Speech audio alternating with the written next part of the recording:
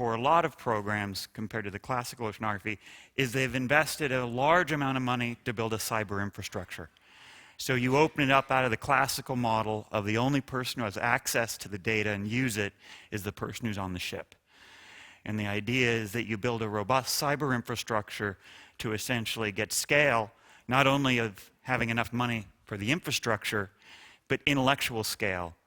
Because what we need to do is change the definition of oceanographer.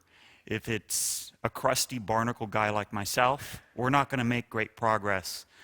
We have to open up the data to essentially get it to everyone on their desktop to be an oceanographer.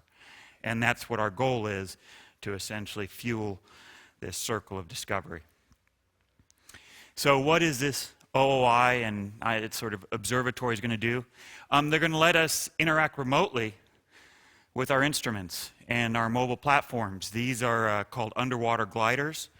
There are fleets of them being deployed. They're essentially underwater robots. They don't have a propeller. You essentially ballast them to about a coffee cup's worth of water. They suck in water in their nose. They become heavy. They sink. They glide. They push the water out. They float up. Because they don't have a propeller, they go out for months at a time.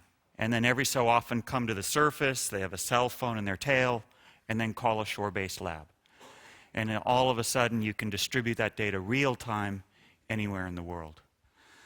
So we're going to be able to interact with fleets of these robots that are being deployed now. Often what's hard is even if we have infrastructure in the water, we sometimes are very limited by power. So we want to put really powerful sensors on to look for compounds of interest, but you can't afford to keep that instrument on all the time. So you need to build a network that allows enough flexibility where if I see something interesting, I can turn on power-hungry sensors and turn them off when the measurement needs to be in. That sounds very trivial, but remember, if we have a mooring in the North Atlantic, it's going to take about 2 months for me to get a ship, a crew, and it's going to cost probably close to $300,000 to get out there to flip the switch. So now we essentially can control anything from shore. It also means that you can essentially get data anywhere to anyone, anytime.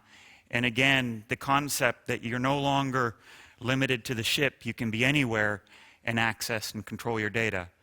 And before I came to the meeting today, in the car up from Portland Airport, I was essentially controlling 2 robots that were flying in the Gulf of Mexico associated with a deep ocean spill. And so the idea that you can be omnipresent everywhere is the future. And again, it allows, distributed work. That is not